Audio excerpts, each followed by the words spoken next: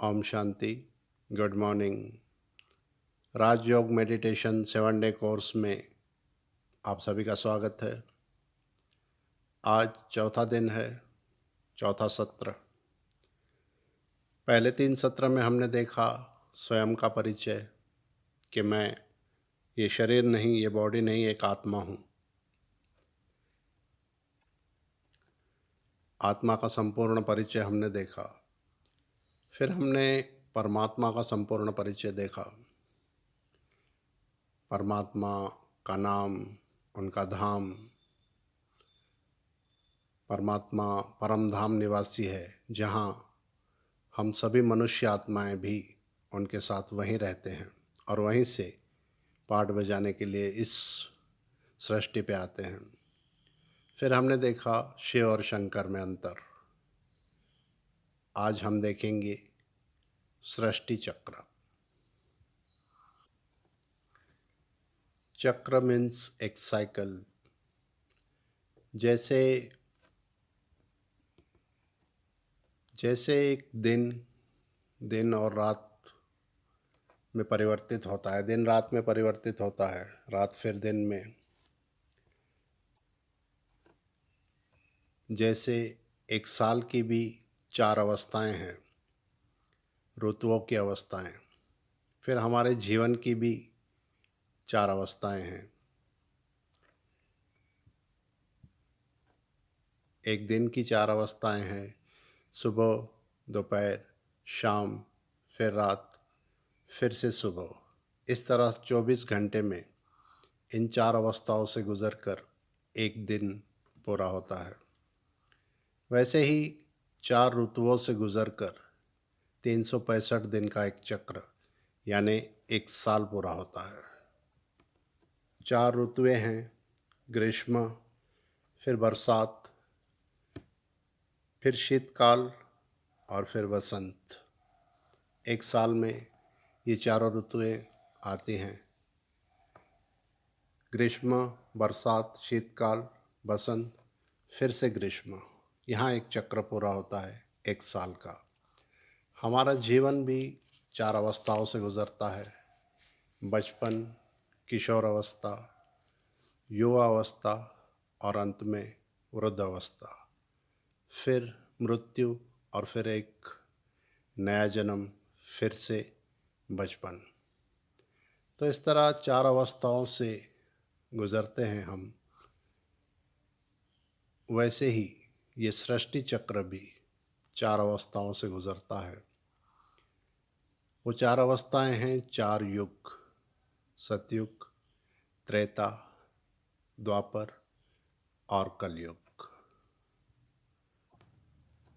जैसे एक दिन 24 घंटे का होता है, एक साल 365 दिन का होता है, वैसे ही ये 4 युगों का सृष्टि चक्र, उसकी भी एक आयु है और उसकी आयु है 5000 साल। हाँ, 5000 साल में सतयुग, त्रेता, द्वापर, कलयुग, ये चारों युग आ जाते हैं। और जब ये चक्र, ये साइकिल पूरी होती है, फिर से सतयुग आता है। आइए थोड़ा इसे डिटेल में जानते हैं। जैसे सुबह, दोपहर, शाम और रात। और फिर एक ऐसा समय आता है जब रात ख़त्म होने वाली है और सुबह होने वाली है। रात के लगभग 4 बजे, 4:30 बजे का समय, जिसे हम प्रभात कहते हैं, अमृत वेला भी कहते हैं, ब्रह्म मुहूर्त भी कहते हैं। ये एक ऐसा समय होता है जहाँ रात पूरी हो रही है और दिन बस आने ही वाला है। तो अभी ये सृष्टि चक्र का वही समय चल रहा है। कलयुग यानी कि रात्रि पूरी होने वाली है, कलयुग ख़त्म होने वाला है और सतयुग बिल्कुल सामने खड़ा है, आने ही वाला है। इसे थोड़ा डिटेल में समझते हैं। सतयुग सुबह है, त्रेता दोपहर, द्वापर शाम और कलयुग रात। और अब रात का ये वो समय है जब सतयुग आने वाला है, यानी कि प्रभात। ये वो समय है जब हम अपने कर्मों से, अपने पुरुषार्थ से सतयुग और त्रेता में अपनी पोस्ट पा सकते हैं।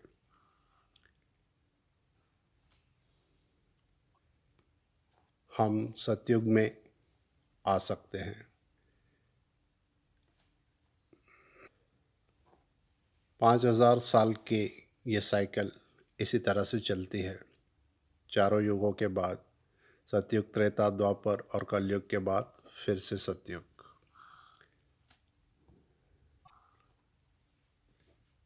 जब कलयुग का परिवर्तन होता है और फिर से सतयुग आने वाला होता है, उसी समय परमात्मा शिव इस धरा पर अवतरित होते हैं और ये ज्ञान देते हैं चारों युगों का। सबसे पहले सतयुग होता है जो पूरी तरह से देवी देवताओं की दुनिया है, संपूर्ण निर्विकारी दुनिया है। वहाँ पे कोई विकार नहीं है, कोई पाप कर्म नहीं है।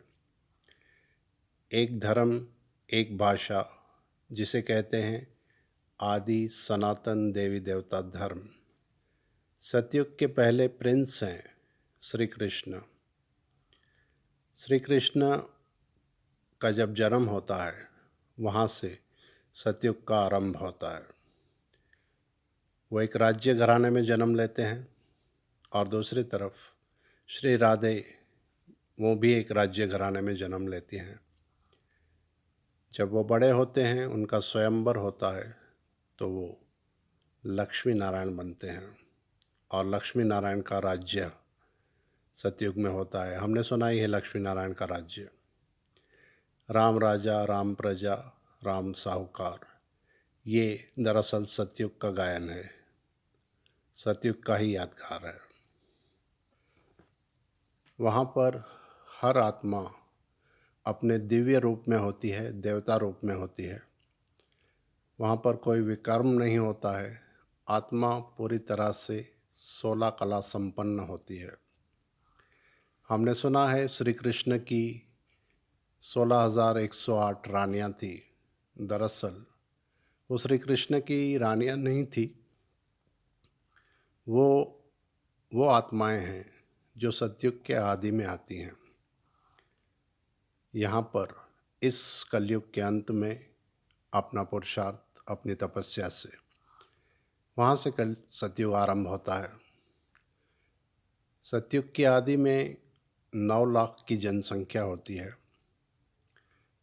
जैसा कि बताया, वहाँ पर हर आत्मा 16 कला संपूर्ण है, संपूर्ण निर्विकारी है।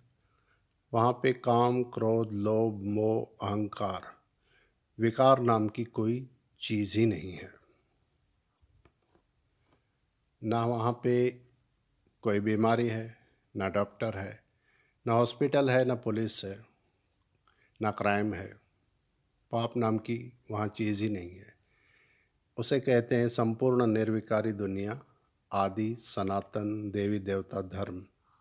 एक धर्म, एक भाषा, सभी परिवार की तरह रहते हैं, एक बहुत बड़े परिवार की तरह। और वहाँ पर हम निर्विघ्न रूप से राज्य करते हैं। वहाँ सोने के महल होते हैं और संपूर्ण रीत से हम सुखी होते हैं। चाहे राजा महाराजा, चाहे प्रजा, चाहे साहूकार, चाहे दास दासी, सभी संपूर्ण रूप से सुखी होते हैं। संपूर्ण रूप से आत्मिक स्थिति होती है। हम देह भान में नहीं होते, बल्कि हमें ये स्मृति होती है कि हम आत्मा हैं। वहाँ अकाले मृत्यु भी नहीं होती है। वहाँ पे हम स्वेच्छा से शरीर छोड़ते हैं, अपनी संपूर्ण लाइफ, अपना संपूर्ण जीवन जीने के बाद। जैसे हम यहाँ वस्त्र बदलते हैं, वैसे ही हम अपना पुराना शरीर त्याग के वहाँ नया शरीर धारण करते हैं। सतयुग की आदि में 16,108 आत्माएं आती हैं और फिर 9 लाख आत्माओं से सतयुग शुरू होता है। ये वो आत्माएं हैं जो परम धाम से आती हैं, जिनकी बैटरी फुल चार्ज होती है, जो अपनी संपूर्ण अवस्था में होती हैं। ये जनसंख्या 9 लाख से शुरू होती है और सतयुग के अंत तक 2 करोड़ हो जाती है। सतयुग में हम टोटल 8 जन्म लेते हैं और सतयुग की आयु होती है 1250 वर्ष। मतलब हम तकरीबन 155-60 साल की हमारी आयु होती है। वहाँ पर हम इतने सुखी हैं जिसका गायन अभी तक हम करते हैं। दुख में सिमरन सब करे, सुख में करे न कोई, जो सुख में सिमरन करे तो दुख काहे को होई। तो हम लोग वहाँ इतने सुखी रहते हैं कि वहाँ हमें भगवान की भी याद नहीं आती है। ना वहाँ पे कोई मंदिर है, न पूजा है, न शास्त्र है, न ग्रंथ है। हम टोटली सुखी हैं, आत्मिक अवस्था में हैं और संपूर्ण निर्विकारी हैं। 16 कला संपन्न जिसे कहते हैं। 8 जन्म है हमारे और 1250 वर्ष सतयुग की आयु है। उसके बाद द्वापर शुरू होता है।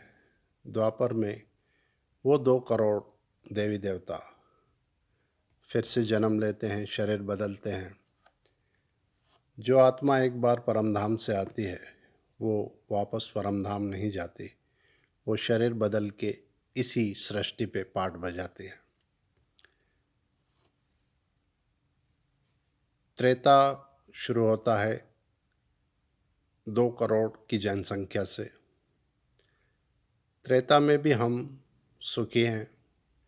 जो सतयुग में लक्ष्मी नारायण है वो त्रेता में राम और सीता बनते हैं और राज्य करते हैं। ऐसे कई होंगे जिनका राज्य होता है, लेकिन राम और सीता मुख्य हैं।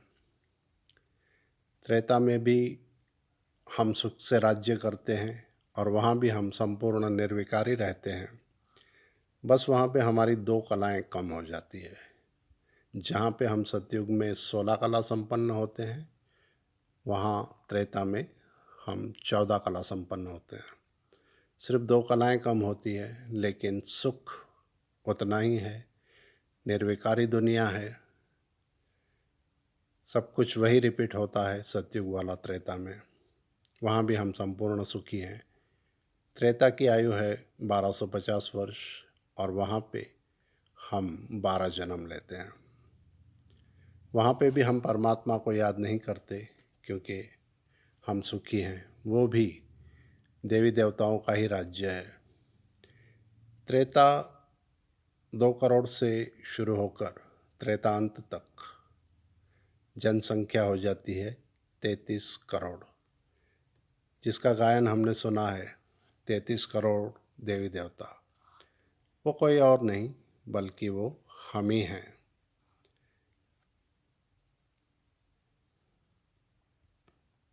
त्रेता की भी आयु है 1250 साल और इस तरह से ये 33 करोड़ देवी देवताओं का गायन है।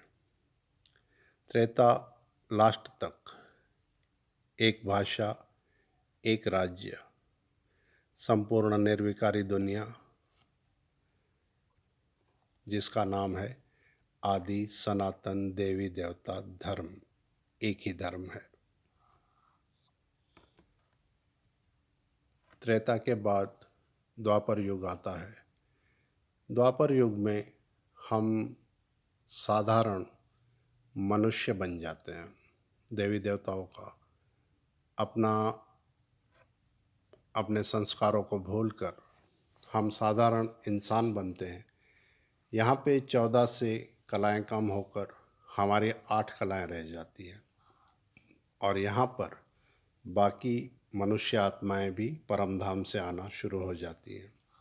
हम 33 करोड़ जो आत्माएं हैं वो तो हैं ही, दूसरी आत्माएं अपना पार्ट प्ले करने के लिए द्वापर से आती हैं और यहाँ पे हम साधारण मनुष्य बन जाते हैं।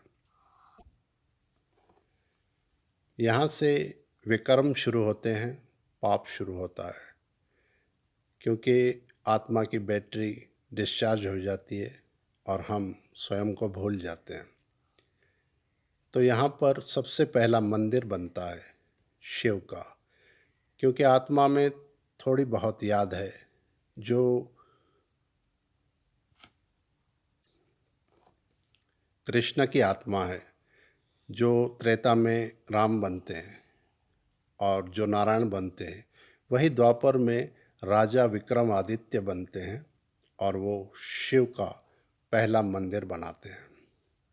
नाम ही क्या है? विक्रमादित्य, और यहीं से विक्रम शुरू होते हैं।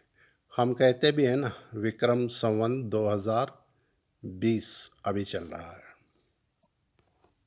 दरअसल द्वापर शुरू हुए 2500 साल हुए हैं, 2500 साल, लेकिन कैलकुलेशन करने में कि 60 सेकंड का 1 मिनट बनता है, 60 मिनट का 1 घंटा, फिर 24 घंटे का 1 दिन और 365 दिन का 1 साल, ये सारा कैलकुलेशन करने में शायद कुछ समय लगा होगा, लेकिन विक्रम द्वापर से शुरू होते हैं, इसीलिए विक्रम संवत कहा जाता है। यहाँ से भक्ति भी शुरू होती है और यहाँ से विकार भी शुरू होते हैं। हम आत्मा हैं ये भूलकर हम पूरी तरह से देहभान में आ जाते हैं, बॉडी कॉन्शियस हो जाते हैं और हम अपने आप को यहाँ पर शरीर ही समझने लगते हैं और इस तरह से यहाँ पूजा शुरू होती है। पहले हम परमात्मा निराकार की पूजा करते हैं, उसके बाद सब कुछ क्योंकि हम भूल चुके हैं तो फिर हम अपने ही मंदिर बनाते हैं, यानी कि देवी देवताओं के मंदिर, राधा कृष्ण के, लक्ष्मी नारायण के, सीताराम के, हम इनके मंदिर बनाने लगते हैं और इनकी पूजा करने लगते हैं। ठीक उसी समय द्वापर में दूसरे धर्मों की भी स्थापना होती है। इब्राहिम आते हैं जो इस्लाम धर्म की स्थापना करते हैं, बुद्ध आते हैं, बौद्ध धर्म की स्थापना करते हैं, और जीसस क्राइस्ट आते हैं जो क्रिश्चियन धर्म की स्थापना करते हैं। इस तरह से जैसे जैसे जनसंख्या बढ़ती है वैसे वैसे पाप भी बढ़ता है, धर्म भी बढ़ते हैं और पूजा पाठ बढ़ते हैं, शास्त्र भी आते हैं। द्वापर की आयु भी है 1250 वर्ष और यहाँ पे हम 21 जन्म लेते हैं। सतयुग में हम 8 जन्म लेते हैं, त्रेता में 12 और द्वापर में हम 21 जन्म लेते हैं। लेकिन फिर भी हम सुखी होते हैं, क्योंकि दूसरों से जो आत्माएं परमधाम से आई हैं द्वापर में, उनसे हम बेटर पोजीशन में होते हैं, क्योंकि हम सतयुगी हैं और आखिर हमारे अंदर कुछ न कुछ देवी संस्कार होते हैं और हमारा भाग्य भी होता है, तो वहाँ पे हम सुखी रहते हैं। लेकिन पूजा पाठ और धर्म यहाँ से शुरू होते हैं। फिर कलयुग आता है। कलयुग में वो सभी आत्माएं जो द्वापर में हैं, हम भी, वो तो हैं ही, और परमधाम से आत्माएं आती हैं और इस सृष्टि पे आके अपना अपना पार्ट बजाती हैं। कलयुग में हम टोटली साधारण मनुष्य, बल्कि बाबा कहते हैं, शिव बाबा कहते हैं, शूद्र बन जाते हैं। हम टोटली पाप आत्मा बन जाते हैं। लेकिन कलयुग में भी हम सुखी होते हैं। कलयुग में वो सारे धर्म होते हैं जिनकी स्थापना द्वापर में होती है। एक धर्म और ऐड हो जाता है, सिख धर्म। गुरु नानक देव आते हैं कलयुग में, उनको 550 साल हुए। वो आके सिख धर्म की स्थापना करते हैं। इस तरह से सभी धर्म स्थापक अपने अपने समय पे आके अपने अपने धर्मों की स्थापना करके चले जाते हैं और हम मनुष्य आत्माएं यहीं पर अपना पार्ट प्ले करते हैं। कलयुग में हमारे 42 जन्म हैं और कलयुग की भी आयु है 1250 वर्ष। कलयुग में हम हमारी भक्ति बिल्कुल लो क्वालिटी की हो जाती है। परमात्मा की पूजा से फिर हम देवी देवताओं की पूजा पे आते हैं। देवी देवताओं की पूजा से नीचे आके हम मनुष्यों को भी पूजने लगते हैं, मनुष्यों के भी पैर छूते हैं, गुरु करते हैं। फिर धीरे धीरे हम पेड़ पौधों की भी पूजा करने लगते हैं, क्योंकि आत्मा पूरी तरह से डिस्चार्ज हो जाती है, कुछ भी उसे याद नहीं रहता और पाप इतना बढ़ जाता है, चारों तरफ त्राही त्राही मच जाती है। रात, उसके बाद आती है काली रात। और ठीक ऐसे समय पर स्वयं परमात्मा इस धरा पर अवतरित होते हैं। कलयुग में कृष्ण की जो आत्मा है वो उनके लास्ट जन्म में दादा लेखराज बनते हैं और स्वयं शिव परमात्मा उनके तन में आकर हमें ये ज्ञान देते हैं। कलयुग में हमारे अंदर कोई कला नहीं होती, आत्मा की बैटरी संपूर्ण रीत से डिस्चार्ज होती है और सबसे पहले वे कर्म हम करते हैं। जो हम देवी देवता थे वो क्षत्रिय, फिर मनुष्य, फिर लास्ट में शूद्र बन जाते हैं। तो ये थी सृष्टि चक्र के 4 युगों की आयु। चारों युग मिलाकर एक सृष्टि चक्र बनता है और इसकी टोटल आयु है 5000 साल। फिर एक समय ऐसा आता है जब परमात्मा आते हैं कलयुग के अंत में 1936 में। उस समय एक छोटा सा युग है जिसको परमात्मा ने नाम दिया है संगम युग। संगम मीन्स जैसे दिन और रात का संगम होता है प्रभात, वैसे ही कलयुग और सतयुग का संगम है ये संगम युग। इस संगम युग पर हम शूद्र से ब्राह्मण बनते हैं, परमात्मा के बच्चे बनते हैं। हमें ये सारा नॉलेज मिलती है, हमें सृष्टि के आदि मध्य अंत की, अपने जन्मों की और इन तीनों कालों की। हमारे टोटल जन्म होते हैं 84 सतयुग में 8, त्रेता में 12, द्वापर में 21 और कलयुग में 42। टोटल हुए 83 और हमारा 84वां जन्म होता है जब हमें परमात्मा का ज्ञान मिलता है और हम परमात्मा के बच्चे बनते हैं। बच्चे तो हम परमात्मा के ही हैं, लेकिन हम भूल चुके थे, तो परमात्मा आकर हमें ये सब याद दिलाते हैं। तो इस तरह से हम देवी देवताओं से साधारण मनुष्य और फिर लास्ट में शूद्र बन जाते हैं और परमात्मा आकर फिर से हमें ब्राह्मण बनाते हैं और ब्राह्मण से फिर हम देवता बनने का पुरुषार्थ करते हैं इस संगम युग पर।